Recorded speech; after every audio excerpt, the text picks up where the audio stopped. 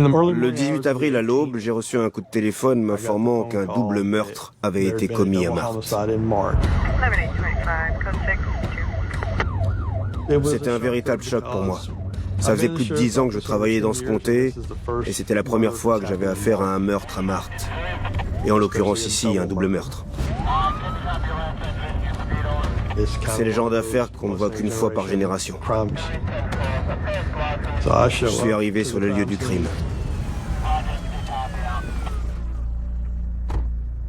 La maison se situe sur une des artères principales de Marthe. La première victime était Sabione. On l'a trouvé dans un lit.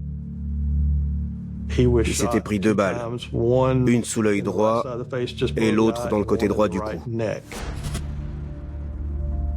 La deuxième victime était Jacob. Le meurtre avait eu lieu chez lui. Il a été retrouvé par terre. Il s'était pris 3 balles dans le dos.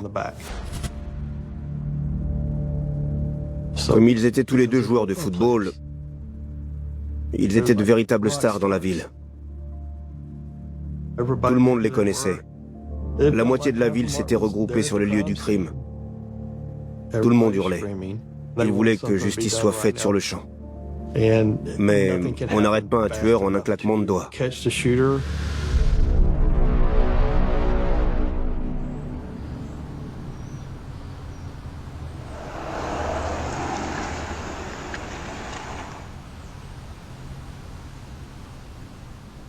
Marthe compte environ 1700 habitants.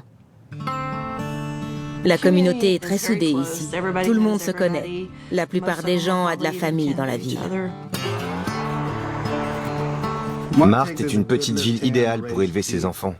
Il n'y a pas de problème ici. Si vous faites une bêtise, vos parents seront au courant avant même que vous rentriez chez vous. Les nouvelles vont vite ici. À Marthe, la vie tourne autour du football. Dans les films, on voit souvent des villes désertes les vendredis soirs parce que tout le monde assiste aux matchs de football. C'est comme ça à Marthe. Les matchs de football interlycées sont très populaires au Texas, et tout particulièrement à Marthe. Je ne sais pas comment ils font pour produire d'aussi bons joueurs ici, mais on a vu de grands noms venir de la région. L'équipe de Marthe a aussi eu d'excellents résultats en championnat.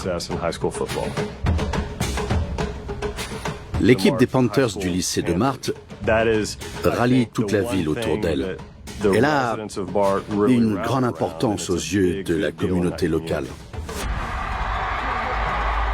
Les matchs de football à Marthe ont une grande fête. On hurle le nom des joueurs, on les encourage, tout le monde court partout, on s'amuse vraiment.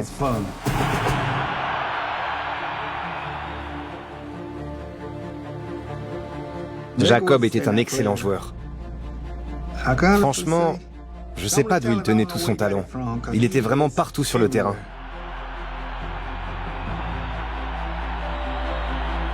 En dernière année, il a été élu meilleur joueur. Marthe est accolée à une autre petite ville, Ricel. D'un côté, il y a les Panthers de Marthe et de l'autre, les Indians de Ricel. Leur rivalité dure depuis des années. Le football a une grande importance ici. Jacob faisait partie des Panthers de Marthe et Sabione jouait dans les Indians de Ricel.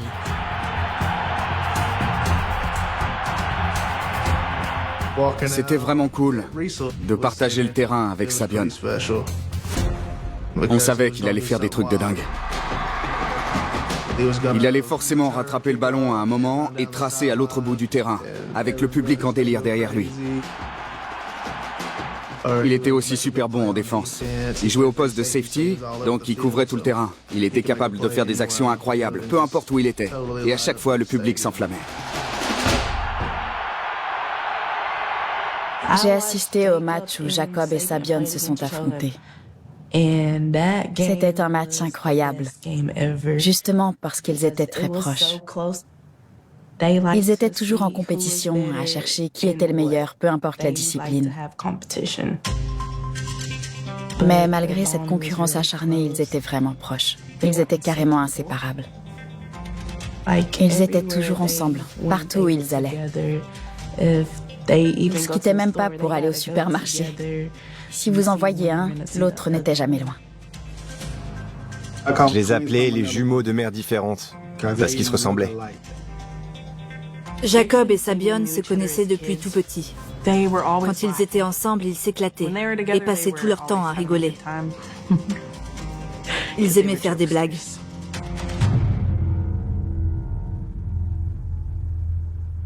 Quand ils ont été tués, je crois que la ville entière était sous le choc. Les gens étaient stupéfaits. Tout le monde connaissait Jacob et Sabione.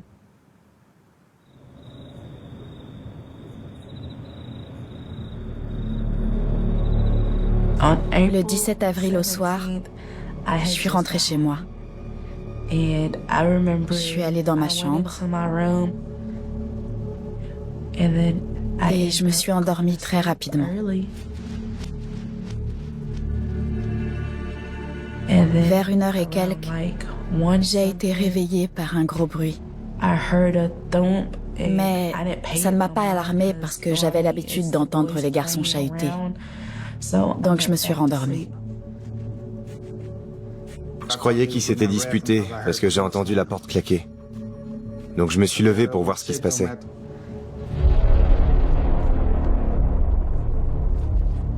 J'ai traversé le salon et je suis entré dans la chambre. Et là, j'ai vu Jacob par terre et Sabione sur le lit. Je savais que c'était déjà fini. Ma mère s'est précipitée dans ma chambre. Elle criait « Appelle les secours, appelle les secours ». Je lui ai demandé pourquoi. Mais elle m'a pas répondu. Donc je l'ai suivie dans la chambre avant de les appeler pour savoir ce qui se passait. Et là, je l'ai vue s'asseoir par terre et prendre mon frère dans ses bras en pleurant.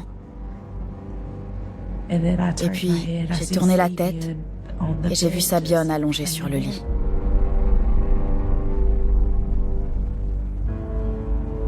Donc, je suis allée dehors et j'ai appelé les secours.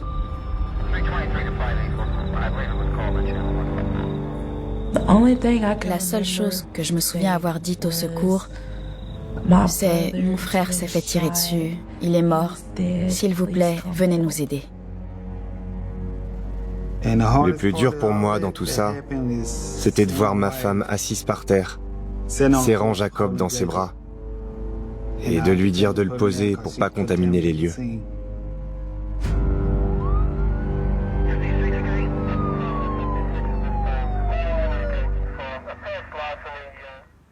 Compte tenu des premiers indices, on a pu déterminer que Sabione avait probablement été tué en premier parce qu'il n'avait pas bougé. Il avait encore les pieds croisés sous la couverture, donc il était dans une position détendue. Et puis ils ont tiré sur Jacob. Il cherchait visiblement à s'échapper. Il avait tout juste eu le temps de se lever et commençait à se diriger vers la porte. D'après les personnes qui vivaient dans cette maison, il ne manquait aucun objet. La maison n'avait pas été saccagée comme on pourrait le voir suite à un cambriolage. Sabione s'est fait tirer dessus en plein milieu du front. C'était intentionnel. Et c'est aussi le cas pour Jacob. Ça avait tout l'air d'une exécution. Ils étaient détendus. Ça montre qu'ils n'avaient probablement pas eu peur du tireur. Pour moi, ça montre que c'était personnel. Je ne savais pas qui avait pu faire ça. Tout ce que je voulais, c'était comprendre pourquoi c'était arrivé et quelle était la raison de ce meurtre. Je voulais simplement savoir qui avait pu faire une chose pareille et pourquoi. Jacob avait invité des copains à la maison ce soir-là. Ils avaient joué aux jeux vidéo et regardé la télé.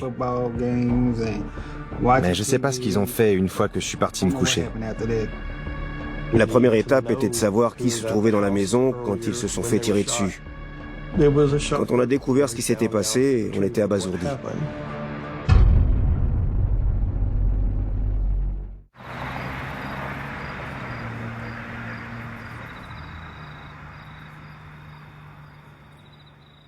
J'étais dans mon lit et je regardais des vidéos sur Internet. Bref, je m'amusais toute seule. Et vers 2h du matin, à 2h16 précisément, mon téléphone a sonné. C'était un de mes amis. Il m'a dit que Sabion et Jacob s'étaient fait tirer dessus.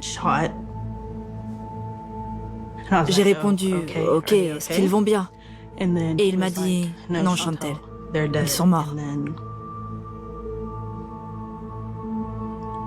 Sur le coup, je n'ai pas pleuré. J'ai hurlé, mais c'était un hurlement assez bizarre. Je ne sais pas comment le décrire. Puis il m'a dit « Venez tous chez Jacob. » Je l'ai entendue descendre les escaliers en courant. Elle avait le pas très lourd et elle hurlait comme jamais. Je me suis dit, mais qu'est-ce qui se passe? Elle s'est précipitée dans ma chambre et a dit, Sabion s'est fait tirer dessus. J'ai dit, ça va aller. Si ça se trouve, il va bien. Il faut qu'on aille le retrouver. Ça va aller, il va s'en sortir. Et elle m'a répondu, non, non, il est mort. Donc on s'est habillés et on a sauté dans la voiture et on a filé à Marthe. Jamais cette route ne m'a paru aussi longue.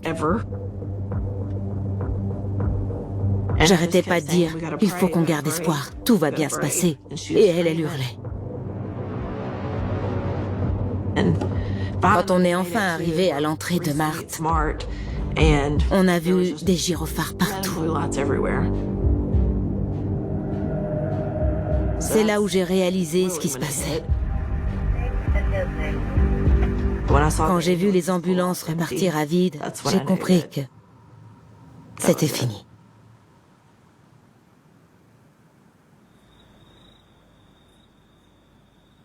C'était horrible, parce qu'on a passé des heures à attendre devant la maison. C'était le chaos. Les gens couraient dans tous les sens. Tout le monde y allait de ses spéculations, sans savoir ce qui était vrai ou non.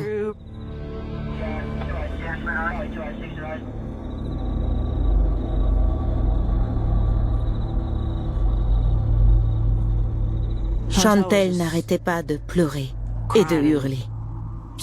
Puis, elle a eu la même réaction que moi. Elle s'est mise à paniquer. On avait l'impression que la Terre s'était arrêtée de tourner, et nous, on était plantés là, totalement hébétés. Tout est devenu flou. Puis, les gens ont commencé à s'en aller. Mais il était hors de question pour moi de partir tant que je n'avais pas vu les garçons sortir de la maison. Ils les ont mis dans le véhicule et sont partis, et je les ai suivis.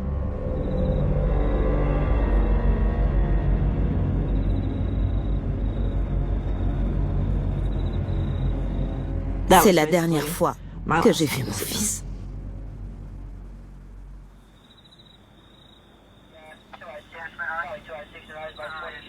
Ils étaient dans tous leurs états dans la maison. La mère de Jacob était par terre à ses côtés en train de pleurer. Son père, lui, voulait qu'on agisse, donc il hurlait sur tout le monde. Mais on n'arrête pas un tueur en un claquement de doigts dans ce genre de situation. Il faut s'assurer de récolter le maximum d'éléments pour que l'enquête avance le plus vite possible. L'arme du crime a été retrouvée sur les lieux. C'était un Glock 9 mm avec une extension de chargeur. On a retrouvé 6 douilles brûlées sur les lieux et on a pu relever les 6 impacts correspondant à ces douilles. Lorsqu'on a parlé à la famille cette nuit-là, tous nous ont dit qu'ils n'avaient entendu aucun des coups de feu tirés dans la maison. Le père a expliqué que Jacob et Sabion jouaient souvent aux jeux vidéo toute la nuit avec le son à fond. Donc ils avaient tellement l'habitude d'entendre des coups de feu que le bruit ne les a pas réveillés. En plus des douilles retrouvées dans la chambre, on a relevé beaucoup d'empreintes de pieds ensanglantés. Donc, la personne n'avait pas ses chaussures. Les empreintes sont parties des corps, puis ont traversé la cuisine, pour ensuite se diriger vers la chambre d'Anthony Medlock et de sa femme, qui dormaient dans leur lit.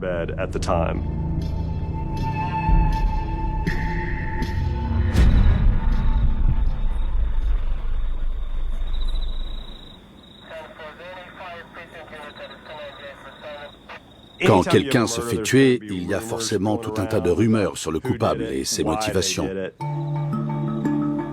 Et cette affaire n'a pas fait exception. Certaines rumeurs parlaient de trafic de drogue. D'autres disaient que c'était une histoire de gang. Les enquêteurs ont examiné et éliminé chaque piste évoquée. Jacob et Sabion ne faisaient pas partie d'un gang, ça c'est certain. D'après ce que j'ai compris, la rumeur disait que la personne avait commis ce meurtre afin de pouvoir rentrer dans un gang. Parce que pour se faire accepter dans ce gang, il fallait tuer 2 personnes. Un groupe de garçons s'était retrouvé dans la maison plus tôt dans la soirée. Ces garçons avaient tous grandi ensemble. Et ils se connaissaient depuis tout petits et étaient tous très proches. Et ils se considéraient comme des frères. Tout le monde les connaissait dans la ville. Jacob Ibarra était le meilleur défenseur de l'équipe de football du lycée de Marthe. Sabian Kubica avait obtenu une bourse pour jouer au football. Zamar Kervin avait lui obtenu une bourse pour intégrer la première division universitaire. Chataydrick Wula Bailey avait aussi reçu une proposition pour jouer au football à l'université.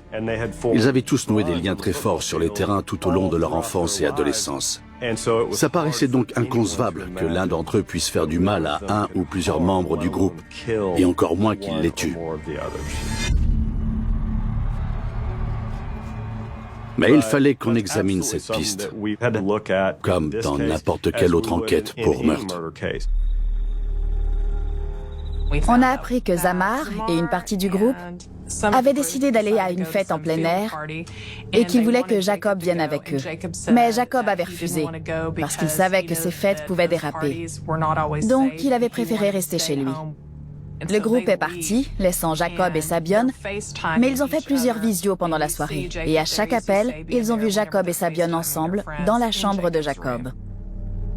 Et Chataydrick Wula Bailey se trouvait aussi dans cette chambre. Donc, on savait que Wula était encore là après le départ des autres et qu'il était peut-être présent lors des coups de feu. Wula Bailey avait 20 ans. Jacob et Wula avaient remporté des championnats régionaux ensemble au lycée. Ils étaient très proches.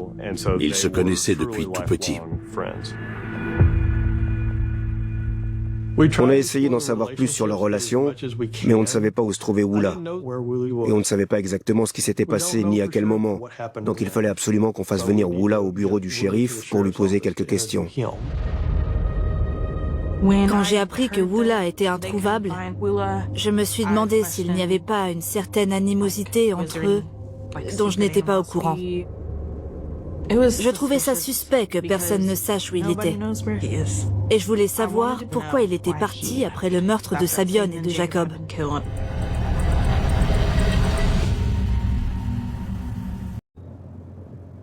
On a interrogé tous les habitants du quartier pour essayer de retrouver Wula. Une femme de l'autre côté de la rue, 3 maisons plus bas, avait des caméras de surveillance. Sur les images, à 1h16 du matin, on voit une voiture passer devant la maison, puis s'arrêter. Quelqu'un en sort et la voiture repart. Ensuite, on entend tout un raffut. L'homme qui s'est fait déposer tambourine à la porte de Jacob et exige qu'on le laisse rentrer.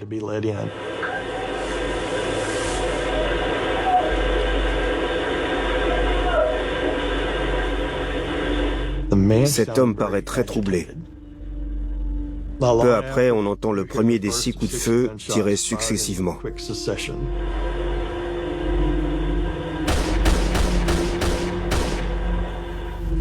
Cet indice a été déterminant dans l'enquête, parce qu'il nous a indiqué l'horaire précis où les coups de feu ont été tirés.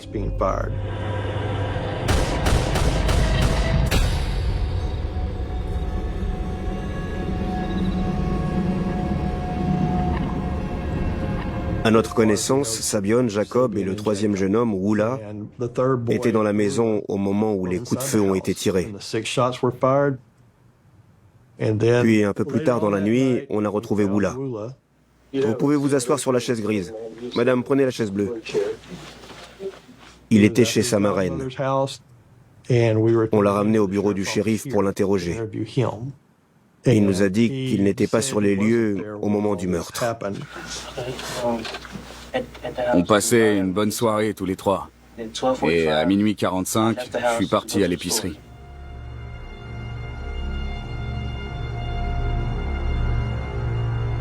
Il a expliqué qu'il avait décidé d'aller à pied à l'épicerie à l'autre bout de la ville pour acheter de quoi grignoter. Il y en avait pour 15 à 20 minutes de marche. Et les meurtres ont été commis alors qu'il retournait chez Jacob. J'étais dans la rue.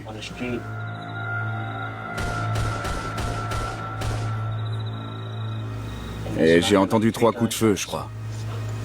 À ce moment-là, j'étais pas sûr d'avoir bien entendu. Donc j'ai continué de marcher. L'analyse des vidéos de surveillance semble confirmer une partie du témoignage de Wula. En effet, au niveau de la maison d'en face, on voit la lumière d'un téléphone portable qui remonte la rue perpendiculaire à l'artère principale. Ça correspond à l'endroit où Wula disait se trouver au moment où il a entendu les coups de feu. On le voit remonter la rue vers l'artère principale. Lorsque les coups de feu retentissent, on le voit s'arrêter net. Puis, il poursuit sa route vers la maison. Quand les coups de feu sont tirés, il est suffisamment près de la maison pour les entendre. Mais il ne se trouve pas dans la maison au moment du meurtre. Mais on dispose d'un témoin oculaire qui sait ce qui s'est passé cette nuit-là, car Wula est retourné dans la maison. Je suis rentré dans la maison et je me suis tourné vers la chambre de Sabion. Et là, j'ai vu Jacob allongé par terre. Mais j'avais pas compris qu'il était mort.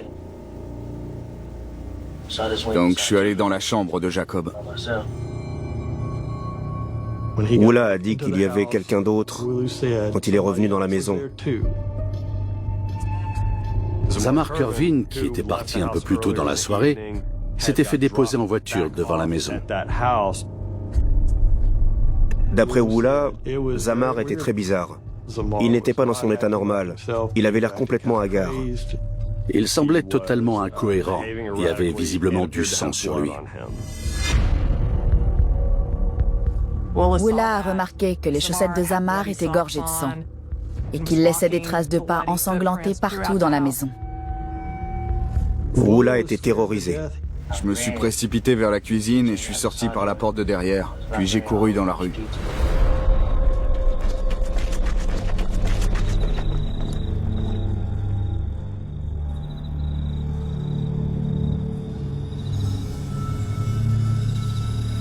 On ne sait pas où est Zamar. On n'a aucune image de lui quittant la maison.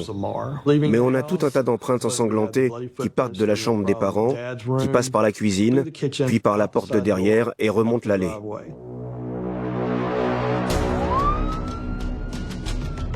Le commissaire de Marthe a décidé de se rendre avec une patrouille chez le père de Zamar. Il était convaincu que Zamar était allé là-bas.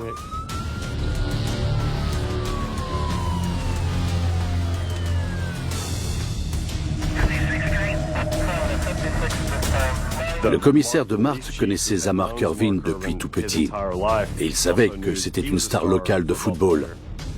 Donc il a demandé à ses agents de former un périmètre de sécurité autour de la maison car, je le cite, « Ce garçon court aussi vite qu'une gazelle ». Sortez de la maison!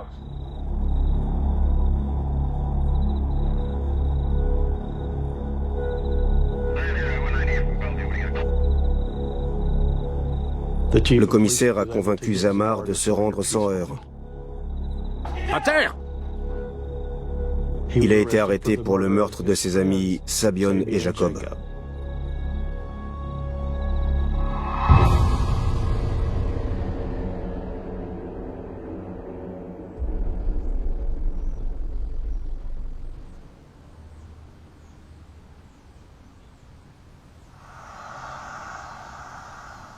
J'étais vraiment sous le choc. Je me demandais pourquoi.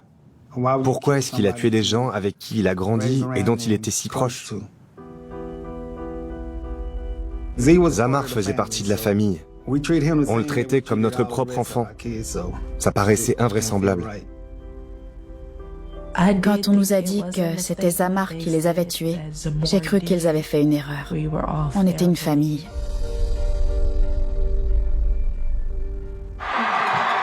Le ballon est lancé vers la zone de but. Zamar Kervin le rattrape. Touchdown pour Marthe. Zamar Kervin était un des enfants chéris de Marthe. Donc les gens étaient très étonnés d'apprendre qu'il se trouvait dans la maison au moment des meurtres. La communauté locale avait fondé de gros espoirs sur lui. Il était promis à une belle carrière de joueur de football au niveau universitaire, voire au niveau professionnel. Il avait énormément de talent sur le plan sportif.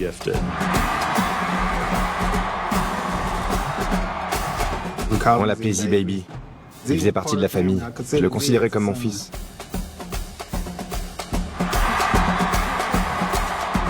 Zamar était doué. Il était très fort, très puissant.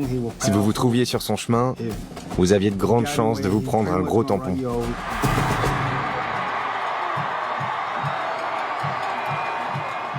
Il avait le profil type d'un linebacker. Si vous deviez dresser le portrait robot d'un linebacker, il ressemblerait à Zamar. Zamar faisait partie de l'équipe de football de l'université de Houston. C'était un très grand athlète, probablement un des meilleurs qui soit passé par le lycée de Marthe. Zamar était destiné à jouer en NFL. Et ça allait changer la vie de toute la famille Kervin. Mais Zamar les a apparemment tués tous les deux. J'y crois pas. C'est fou. À l'époque, Zamar Kervin vivait chez Monsieur Medlock. Mais ça ne justifie pas la présence de sang sur son pantalon et sur son t-shirt.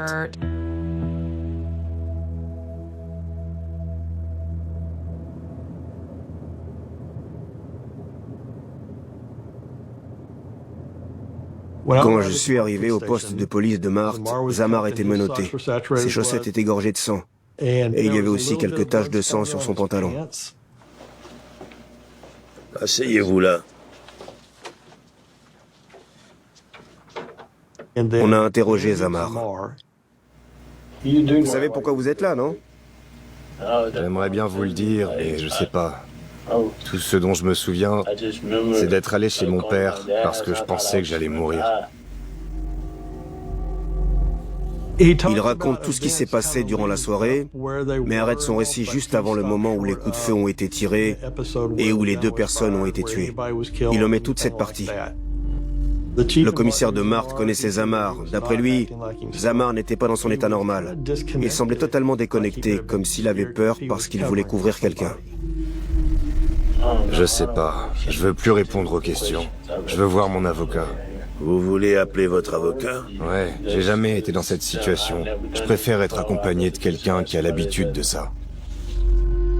Donc on ne sait pas vraiment ce qui s'est passé, et la seule personne qui le sait refuse de parler.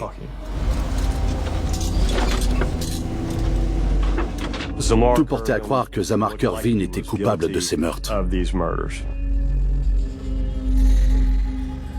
Mais pendant qu'on travaillait sur cette enquête, on a reçu un coup de téléphone qui a tout changé. Ce qui semblait être une affaire de meurtre toute simple s'est transformé en une enquête beaucoup plus complexe que prévu et qui allait potentiellement se régler devant un jury.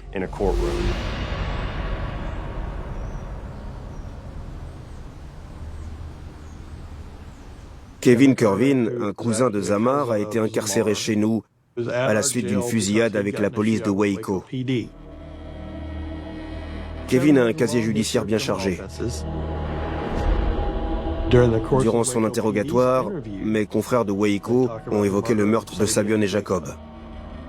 Et Kevin a avoué qu'il se trouvait à Marthe cette nuit-là. Il a aussi dit qu'il avait été impliqué dans une violente dispute dans cette maison. Kevin Kervin fait partie d'un gang. Il a aussi grandi à Marthe. Donc ces éléments sont à prendre très au sérieux, sans oublier que ce n'est pas un enfant de cœur.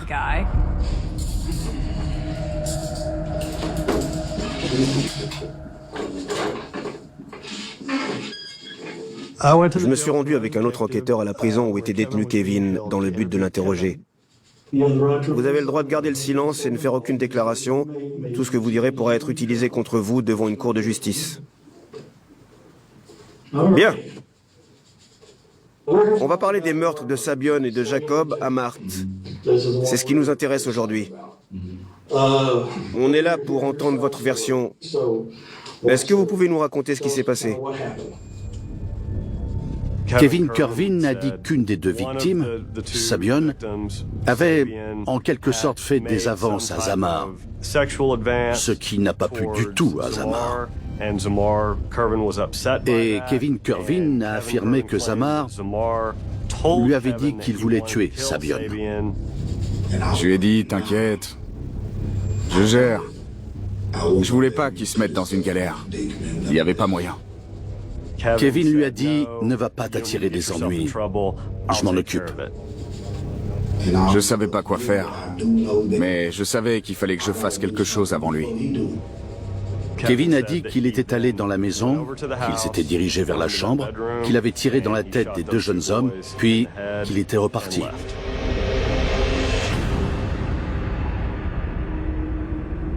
Donc on sait que Kevin était sur les lieux le soir du meurtre. Il y a un motel sur l'avenue, juste en face de la maison d'Anthony Medlock. Le commissaire de Marthe avait vu Kevin Kervin au motel le lendemain matin du meurtre de Jacob et Sabion. Donc, on avait la certitude que Kevin Kervin se trouvait dans les environs au moment où les deux hommes avaient été tués.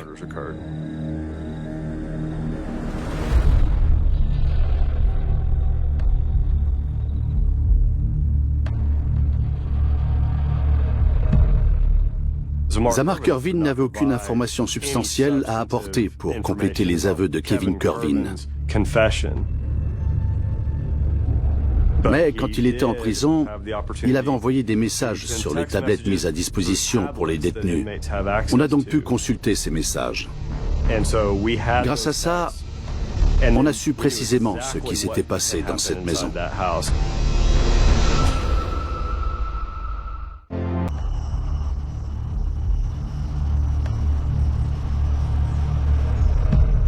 Dès le début de l'enquête, tout portait à croire que Zamar Kervin avait tué les deux jeunes hommes. Les indices nous orientaient tous sur cette voie. Puis, son cousin Kevin Kervin a débarqué en disant « C'est moi le coupable. J'ai tiré sur Sabion et sur Jacob. » Donc il a fallu creuser cette piste. Je sais même pas pourquoi j'ai fait ça. Ils étaient tous les deux assis au bord du lit. Quand je suis arrivé, il n'y avait plus que Jacob et Sabion. Jacob jouait aux jeux vidéo et Sabion était assis dos contre le mur. Il était sur son téléphone. Donc il n'y avait que vous trois, vous, Jacob et Sabion. Ouais, Il n'y avait personne d'autre dans la maison. c'est ça. Il a affirmé que personne d'autre n'était présent, mais on savait qu'il y avait au moins 4 autres personnes dans la maison. J'ai rien dit, j'ai juste tiré. J'ai passé la porte et boum. Une balle chacun? Ouais, pas besoin de plus. Ok. Les garçons ont tous les deux reçu plusieurs balles. Donc on savait pertinemment que ces affirmations étaient fausses, qu'ils n'avaient pas tiré qu'une balle sur chaque garçon. Kevin est un passionné d'armes à feu, donc durant l'interrogatoire, on lui a demandé quel pistolet il avait utilisé. On lui a proposé 3 modèles, un Beretta, un Ruger et un Taurus. Kevin a répondu qu'il avait tiré avec un Taurus, mais on sait que l'arme du crime n'était pas un Taurus, c'était un Glock. Comme on l'avait retrouvé, on savait exactement de quel modèle il s'agissait. En plus, toutes les balles qui avaient été tirées cette nuit-là correspondaient au Glock, puisqu'on avait également retrouvé les douilles. On n'avait donc aucun doute sur le modèle de l'arme. En plus, l'ADN de Kevin n'avait pas été retrouvé sur ce pistolet. Les détails de sa déposition ne correspondaient pas du tout aux indices relevés sur les lieux du crime. Tous les indices suggéraient que Zamar Kervin était le meurtrier. Il était présent ce soir-là, on avait relevé ses empreintes de pas ensanglantées et il avait fui les lieux. On pense que Kevin voulait porter le chapeau pour que Zamar puisse sortir de prison. Zamar était l'enfant prodige de la famille qui aurait pu mettre ses proches à l'abri. Kevin était convaincu que Zamar pouvait retourner à l'université pour jouer au football et peut-être même partir en NFL. Il l'imaginait comme une future star qui allait pouvoir aider toute sa famille. Et il a dit qu'il ne voulait pas que Zamar finisse comme lui.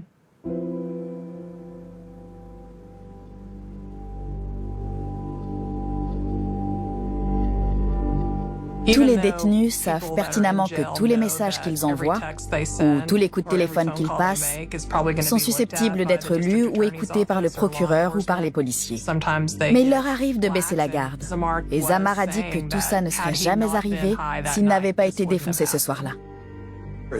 Il a avoué dans des messages à ses amis qu'il avait effectivement tiré sur Sabione et sur Jacob.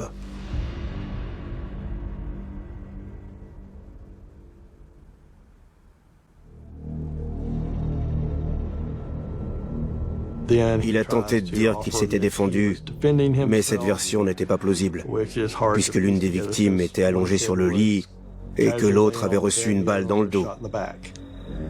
Il est difficile de considérer qu'il ait pu être menacé. Dans les messages qu'il a envoyés depuis la prison, Zamar Kervin appelle Jacob Ibarra et Sabione Kubica ses frères. Il dit qu'il va passer le restant de ses jours à se dire que ses frères ont été tués. Donc, on comprend bien à travers ces messages qu'il portait beaucoup d'amour et d'affection à Jacob et à Sabione.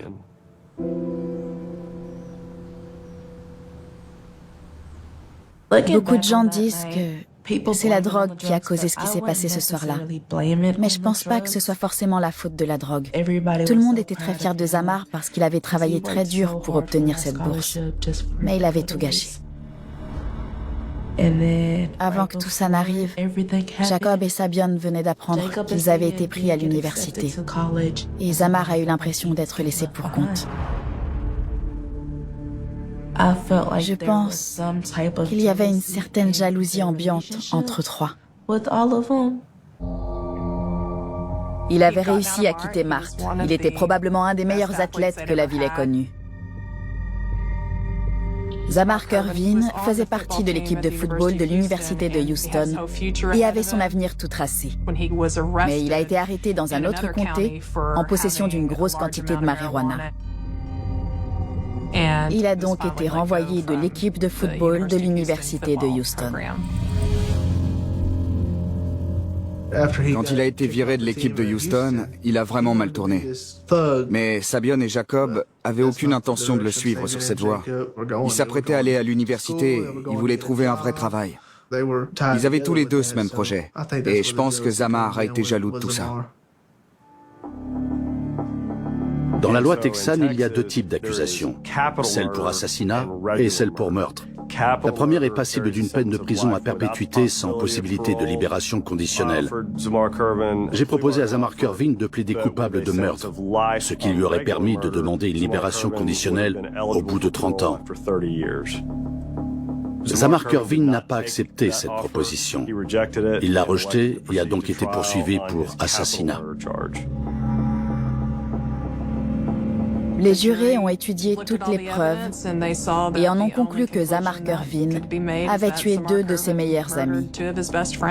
Ils l'ont donc reconnu coupable d'assassinat.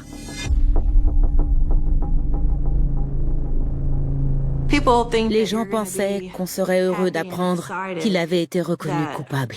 Mais non, on n'était pas heureux. On n'a pas sauté de joie, on n'est pas sorti pour fêter ça. Lui aussi a perdu sa vie, en quelque sorte. Ce n'est pas forcément une bonne nouvelle. C'était une victoire que de voir Zamar partir en prison. J'ai pardonné à Zamar le jour même. J'oublierai jamais ce qu'il a fait, mais j'avais besoin de lui pardonner.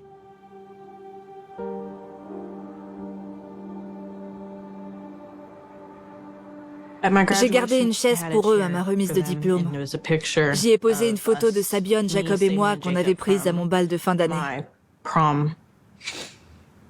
Et à la fin, on m'a prise en photo avec cette image dans les mains.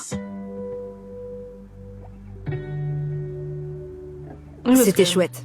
C'était une manière pour eux d'être là, puisqu'ils ne pouvaient pas être présents physiquement. Cette nuit a bouleversé la vie de tout le monde. Tous ces garçons avaient un bel avenir devant eux. Et tout a été enlevé à ces garçons, mais aussi à leurs familles et à leurs amis en l'espace d'une nuit. Cette tragédie a touché beaucoup plus de gens qu'on ne pourrait l'imaginer. J'ai l'impression que la communauté locale a réussi à surmonter ce deuil. Mais depuis, tout le monde a conscience que n'importe qui peut partir à n'importe quel moment. J'ai remarqué que les gens passaient beaucoup plus de temps avec leurs proches et prenaient beaucoup plus de photos ensemble. On les voit plus profiter de l'instant présent. J'ai l'impression que ces moments-là sont considérés comme très chers aux yeux des gens. Beaucoup plus qu'avant, en tout cas.